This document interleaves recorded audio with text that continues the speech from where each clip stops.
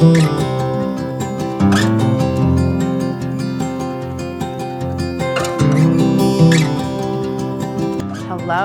and welcome back to another episode of the Anastasia podcast. Do you guys see a fly through this room? Just know I've already gone mental trying to get it, and I thought I got it, but the bug I killed is not the bug I guess there were two.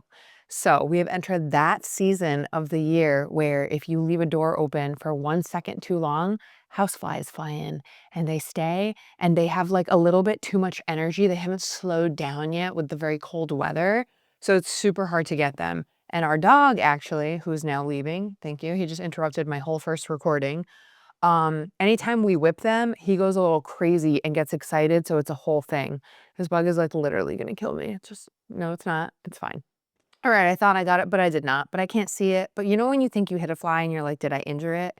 This week, I'm coming to you guys solo. Just a little recap of the past week. I got to do my first almost like Costa Cabin, like design, like that part of my old life project in so long, in like literally almost a year and a half. So I want to kind of share everything that I went through mentally, emotionally, like getting to do that, where my mind was at as a mom.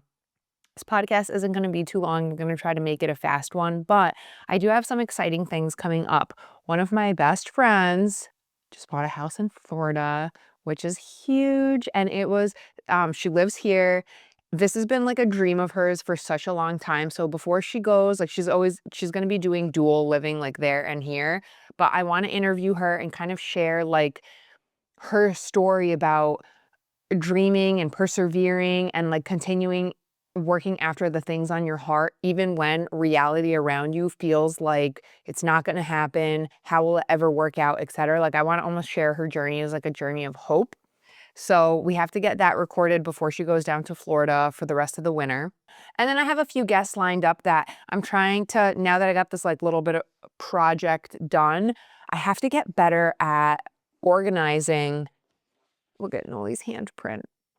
I have to get better at organizing my calendar, which is empty because I just ripped off September, but today's Thursday, October 2nd. This week I swapped my podcast day and the day that I was working at the salon because I did a little project there, but I need to get better at like plugging in guests and projects and whatever. And, like I'm working on it little bit by little bit. I'm finally in a place with Magnolia where I'm starting to get into a little bit more of like a groove with freedom. And she's just so much fun. And we're at the place now too where she doesn't lose her mind if I try to put her down. Like before being her primary, they have like the attachment to the mother and they warm up to like family members. But before it'd be like, if I ever went to my parents' house, I'd have to be right there. And I get it. It's not for forever, but just like sometimes as a mom, you need a break. And I would get a break when Matt's mom would take her, but like sometimes you just have other things that you have to get done. So, anyways, just finally being in a good place. I just really feel like the ball is rolling and I'm in a groove and I'm navigating life with my new title as mom and also just like the Anastasia who was before she was a mom. So, that's all been super duper exciting. One thing I want to talk about from like my previous podcast that I think it's like hard for me to remember what I covered in other podcasts because I have to finish editing a podcast today and post it. And I think it's a podcast with me and Matt. Then I have one of just me, and then this is going to be another one. I'm always like, I like not posting these in real time because then I feel like I just have like breathability and flexibility in my life to just still work on things and like hold my cards close a little bit and not be sharing necessarily about stuff going on in my life in real time. Like, we did the Charlie Kirk and tragedy podcast and that was kind of in real time, but it's nice to just have a little bit of breathing room. And then actually when I do edit these, by the time I get to whatever is in next successional order, it's nice to kind of reflect and be like, oh wow, that was like 2 or 3 weeks ago and that so much more has happened since then, etc. So something that I talked about in the last podcast was I was reading the Bible. I'm still reading the Bible. I'm definitely not as good as doing it every single day, but I am listening through the Bible app. I'm no longer listening to the podcast of The Bible in a Year by Father Michael Schmitz because I was cleaning the kitchen one night and part of me reading the Bible is like, I want to know the hard stuff. I want to know the hard, complicated things that it talks about. And part of having like a study Bible, like my physical Bible that I have, gives you, no matter what you're reading, reference points and other places in the Bible to help you understand the topic. I was hoping that by listening to a priest or someone who's dedicated their life to God, they would kind of be the acting verbalization of that, of me not having to sit there and physically go find all those places. And I just found that they completely skipped some like really heavy stuff, and it was like so glazed over that I was confused on what part of the Bible they were even reading. So I had to go back and find like a different version of the Bible. I don't know if the Catholic Bible just like fully omits certain things, but I'm like, okay, so that's not going to work for me because I want to understand the entire Bible. I don't want a sugar-coated Bible. That is not what faith is about. Faith is about like knowing the real word, feeling conviction, and that is what I think society and world is missing nowadays. You know, Sebastian Maniscalco, in his comedy skits, like he does a lot of stuff about like being an Italian immigrant. And he's like, aren't people like embarrassed anymore? Like nobody's embarrassed talking about like people act however they want to act. That's almost how I feel like with faith. Like faith and the faith that you believe in, like you're supposed to know the aspects of your faith, which are your convictions, which are the true word. It's not supposed to be everything goes, because if everything goes, nothing stands. Do you know what I mean? Everything can't go. Anyways, and then we have these ripple effects of things that don't work societally and all these other issues that arise from them and so on and so on. And it just, we overcomplicate everything. We make things messy, and simplifying life and going back to the roots, your faith, the word. I'm not saying like, because there's Old Testament, there's New Testament. I'm not saying go back to like ledgers made in stone, but like a little bit, you know, there's black and white and then there's gray. But if we only follow the gray and we forget about the black and the white, which is like the truth, the word, the light, that's it. It's just going to get messy. So anyways, I'm still reading the Bible. I think I'm in Genesis 19 or 20, or maybe I'm at whatever part in Genesis where Sarah died at 127 years old. And literally, for as long as I've known Matt, I've always said that we were going to pass away when we're 127 years old, and we're going to be holding hands and we're going to take our last breath together. And it was like always been funny because I'm like, okay, definitely by the time we're older. And I always said that so like we would never have to know what living was like without each other now that we have each other. And I always say like by the time it's our time to go, technology, medicine, etc. is going to be so advanced, like the way that we get to take care of our bodies, that will totally be 127. And then I was like, someone in the Bible lived till 127. Meanwhile, in Genesis, everybody was living till like 900 years old, 950 years old, 800 years old, 875 years old. And it was crazy. Imagine living for 1,000 years. At what point does the body start to decline? Do they make it to 100 and they're just elderly from 100 to 900?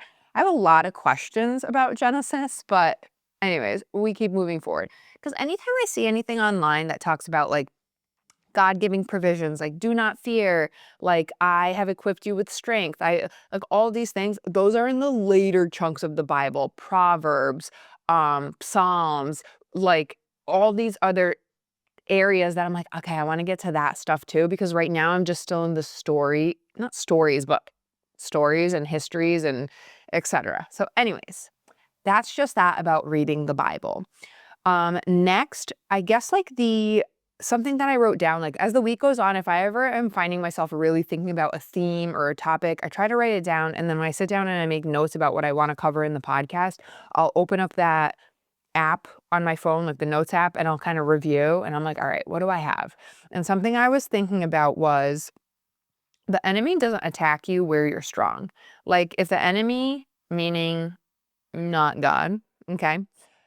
If the enemy wants to take you down, distract you, confuse you, um, like make you overthink and question, he doesn't go after the areas where you are sound, you're sturdy, you're strong, you're focused. He goes after the things that you're insecure about, that you're shaky on, that you're still pondering and trying to figure out, that you're trying to build the strength yourself in pursuing. So sometimes for people, that's relationships. So if you didn't have strong relationships emulated for you through your parents or people around you growing up, and let's say you're now as an adult not the most confident in it, the enemy is constantly going to be going after your relationships, getting in your mind, trying to confuse you, trying to like fill you with worries and fears and woes. And like that's why relationships for you can feel like up, down, up, down. And this is where God comes in. When you don't give room for the enemy to come in and infiltrate your mind, if you are occupying your mind with good things, things of truth, right? Like things that speak life into you. Like you were fearfully and wonderfully made. You are capable. God has a greater purpose for you. He has gifts and talents that you're supposed to use and share with the world. All these things that you are, these truths, you're worthy of love, love's patient, love's kind, all those things. If you're not filling your time reminding yourself of those things, leaning into those things, believing those things, the enemy is going to be taking his time working on you, making you feel less than, making you feel unworthy, making you feel like you can't rely on anyone, etc. And it's not just relationships, it's also with jobs, careers, skills, hobbies, entrepreneurial ventures, etc. And I want to rope this into like how this affected me this week. You guys know I'm always super passionate about relationships. So that is where I always think about it like that. Like my friends who I feel like are always in this quagmire of this in the relationships. I'm like, I just know that's not from God. That is from the enemy coming to like deceive and confuse and distract. And because the longer he can keep you from what God has intended for you, which is a strong, healthy relationship where it's you and that person committing to God, committing before God that you choose each other and you are going to walk forward. And there's going to be challenges, but you rely on God to get you through. When you walk through those challenges, this fly, I swear, when you walk through those challenges with God by your side, he gives you the strength to navigate the things that you don't know yet. You're not exactly sure how to walk through them. And listen, I'm not perfect. Matt and I are still 13 years in. We're learning, we're growing, we're navigating. Our challenge, I guess, this week was we adapted as a family to when Matt went back to work and what our life looked like, our marriage looked like, our family unit looked like with daddy going back to work, working a lot so mommy could be home, but me navigating the household and the baby and the dog. And then that looked like, how can I support my husband in the best way of like making the house a soft place to land, supporting him with like him not spending time making his own lunches or like spending time doing a ton of house chores, etc., like really getting time to rest, recharge, and then maybe move things ahead for our family, like projects that we're working on, needs, etc. That, as time went on, we found like there's some things that I wasn't able to navigate on my own, and I had to ask for help. And that was no problem at all. Matt stepped in, like we got our footing, we found our groove, etc. These past few weeks, I've been working a little bit more than kind of just my one day, and we have been figuring out our new ebb and our flow and like what that looks like with Noli and balancing and household things, etc. And from my husband's perspective, like he was like, I just want to make sure you're not biting off more than you can chew because he sees how much that I'm balancing.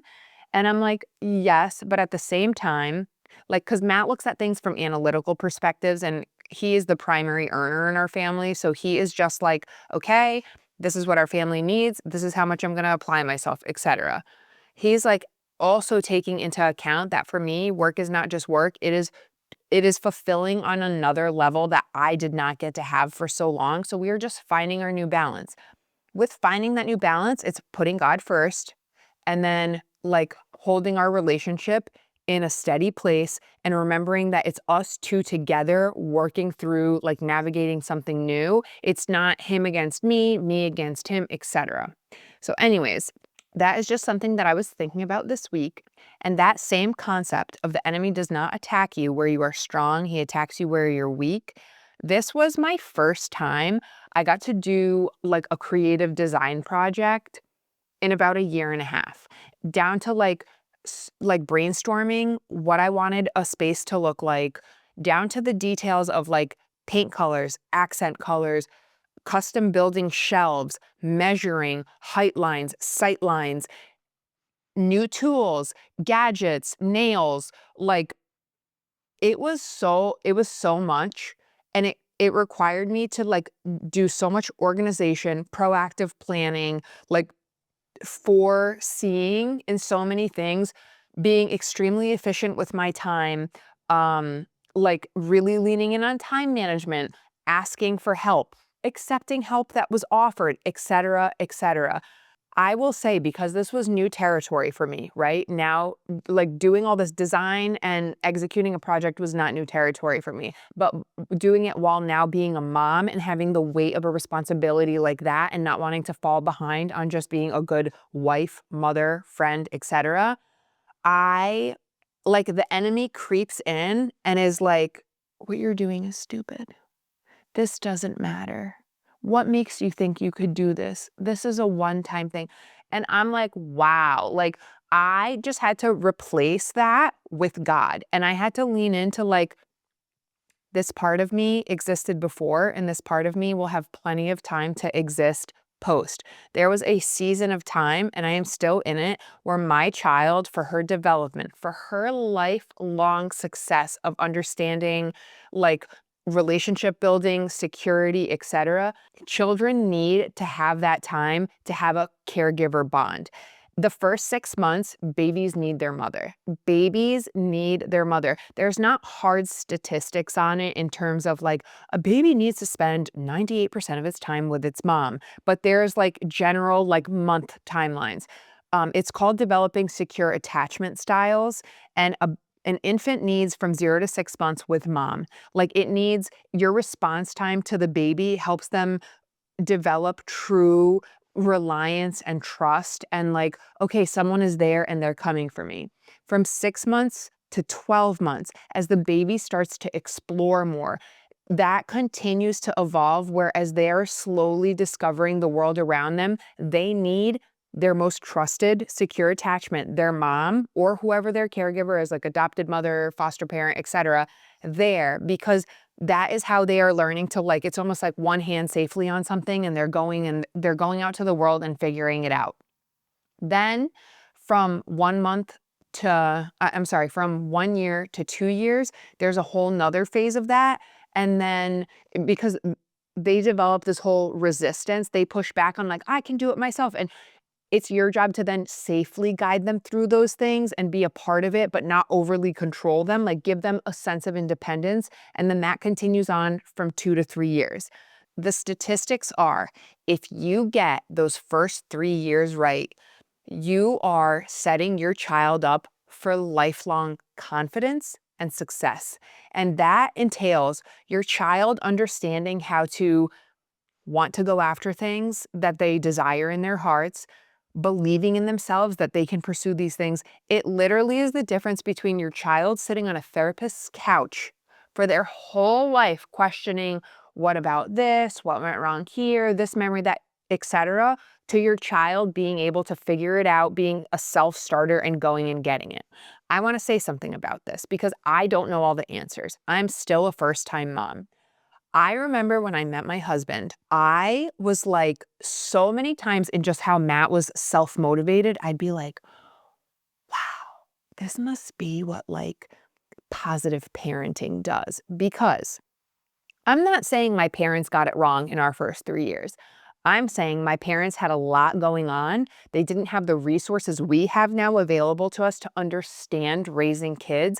My parents left the only place they had ever known, Russia, where they grew up, Russia and Ukraine, moved to a new country with a new language they didn't speak, worked their freaking tails off, learned new languages, got jobs, bought their first house, had 5 kids, paid off their mortgage 11 years early, worked 3 jobs at all times, worked their hardest to be there for us. None of us ended up like bad kids. Like I was the bad kid actually of the family. Like my parents would bring me to the police station. LOL. Um, because LOL.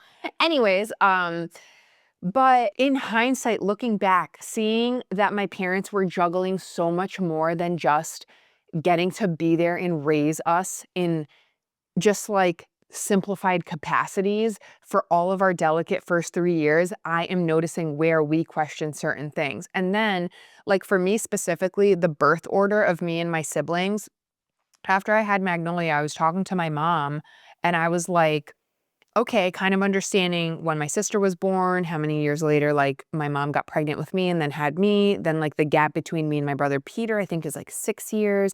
Then Peter and Jacob is like 4.5 years. And then Jacob and Andre is like 11 years or something like that. But between my oldest sister, my older sister Svetlana, and the baby of the family, it's 20 years. So realizing that over 20 years, my mom had to stop, start, stop, start, stop, start so many times, I literally was like, Dad, how dare you do this to Mom? Like, and back then, they didn't have the gift or the opportunity to plan things the way that our generation is so lucky to have. And the like gender roles and just things like how things have changed from 35 years ago to now. It's amazing. And there's so much that we're better for now in terms of support, communication, help, etc. So we're just living in a really great time. But that being said, there were so many times in my 20s I would get in my own way. I didn't understand how to just give myself permission to pursue something. Like I wanted to do something, but I didn't know how to go after it. I didn't know how to believe in myself enough to just try or start. And Matt is such a self-starter. He just has an idea and he wants to try something and he just gives himself permission to do it. And then because of his like work ethic and who he is, he always exceeds his expectations. This is actually from my perspective because his view for himself is like it's not good enough and he always wants to keep going. Like he's a perfectionist in his own way, just like I am, but he's like, I guess it's good, but it could have been better. I'm more like I will like hone in and I think in the back of your mind you always think it could be a little bit better because like I'm a pretty big critic of myself when I'm cooking or baking, but I will let myself like Matt and I will both really let ourselves dive in, and this is where I think I've changed in the 13 years of being with Matt, and he's really helped pull that out of me because now anytime we set our sights on something, we give ourselves permission, like research it a little bit, dive in, figure it out as you go, and like never do anything half-ass. Give it your best. And then the proof is in the pudding. Like the proof is in the final result that like your hard work, consistency, determination, and belief in yourself and trusting in God of like, hey, I have this idea, I have this vision, let's make it happen. It works out and it's so beautiful. So with that, it's really making me see my number one struggle over the past 9 months of feeling that my old self was dead. Like my old self, I didn't know when I would get her back. I knew I was going to get her back because I would observe my peers, my friends who are entrepreneurs, go-getters, self-starters, who have kids and they're a little older. They're 5, they're 6, they're 7. They're out there doing it. They are in a different groove with their families, but they are out there. They're pursuing their things. They're getting to do things for themselves, for their families. I would hold on to like women who I admire are still going after it. So that is still on the table for me there too. But I would also tell myself like this season for me is a sit your ass down and be present in the season that you're called to be present in. I'm not saying this to like shame anybody who went back to work. Like that is not the conversation I'm trying to have because I really do think I think maternity leave is a little ass backwards in America. I think like the American Pediatric Society, all these things, all these other countries, I think women need a minimum of 1 year to be home with their babies. 1 year because our daughter started finally sleeping through the night consistently at 9 months. For 9 months, I was a walking zombie. I was a victim to my circumstances. I was thinking I'm doing something wrong. I'm not mothering correct. I just had a bad sleeper. We did everything we could have possibly done. Our daughter's crib is $2,000. It's a self-rocking smart crib. I can only imagine what our life would have been like if we didn't have that crib. That is statistically proven to help your child sleep better, longer, etc. If Noli was just in a crib that didn't rock, I'd probably still be not sleeping. But thank God, truly, thank God we decided as a family to sacrifice in the way that we're sacrificing because my husband, first and foremost, was like, our baby needs her mom and you're going to be home. We wanted Magnolia to be raised by me, not by daycare. I know that there's this argument of like all the time that your kids are spending in daycare, like they're still your kids. They're not being raised by kids because you and your spouse go to work and you're not married to your jobs. There's a difference. Your children are in the most developmental stages of their life. You and your husband, you are formulated. You are sound in your minds. You have already decided and committed to marriage. You're on the same page with a lot of things. Your children are just developing. I'm not saying childcare is bad. That is a responsibility, like the next level for parents, of finding a place that you trust, that you feel safe bringing your child to, etc. For me, getting to be with Magnolia for the first few months, then evolving to Matt's mom, taking her 1 day a week. I have said, like, because my parents are still working and Matt's mom is like en route to retiring, I've always said I could not pay someone to take care of Magnolia the way grandma takes care of her. It is one-on-one. It is interactive. It is focused with the sole focus of like development, of advancing skills, walking, like wrist movement, putting things together, cause and effect. It is like a personalized school. And then after a few months of just 1 day a week, it developed to, like, when I started going back to work, Matt's mom would take her another day a week and I could do things for the salon. So all of that being said, through that time, I wish I could have just given myself permission. Like, I wish I could have jumped to Anastasia in 10 months and be like, you're going to feel that again. Allow yourself to settle into the season that God is calling you to, because I was fighting it so hard, selfishly, because I missed that old part of myself. And I know I've said this 1,000 times, but truly for me, it would have been easier to get back into work and busy myself and feel important in the ways that I was used to feeling important in and useful, and not treading the waters of this new territory. Everybody's different, but I also believe in the fundamentals of, there's a reason women bear children. We are the mother. We are the more emotional species. We are more capable to emotionally building up our children than our husbands, and that is a fact. That is scientifically proven. Our husbands are there more for providing safety, security, play. Moms start with the emotional connection. Then dads play into the children getting to see that that's reinforced, and so on and so on. So anyways, I'm just figuring this out as I go, but I don't think there's a lot of like new truths under the sun.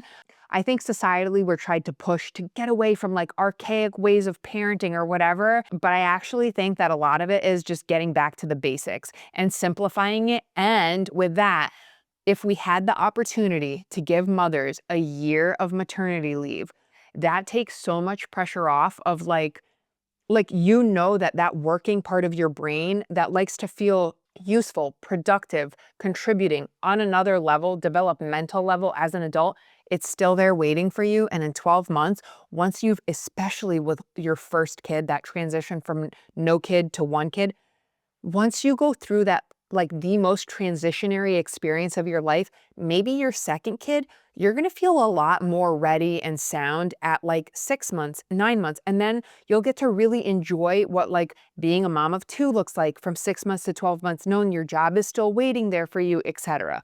So anyways, that's just my 2 cents on that.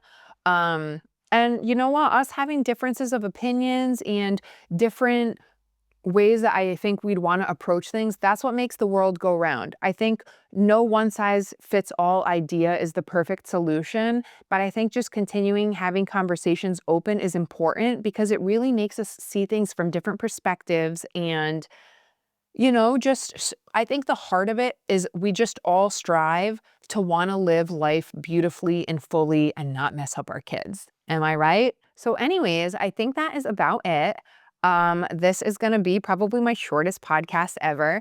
Thank you guys so much. I'm looking forward to bringing some exciting conversations to the podcast moving forward. And I hope everybody has a great week. Please like, share, subscribe, leave a review if you'd like on Apple Podcasts. And I will see you next time. Thank you so much. Bye.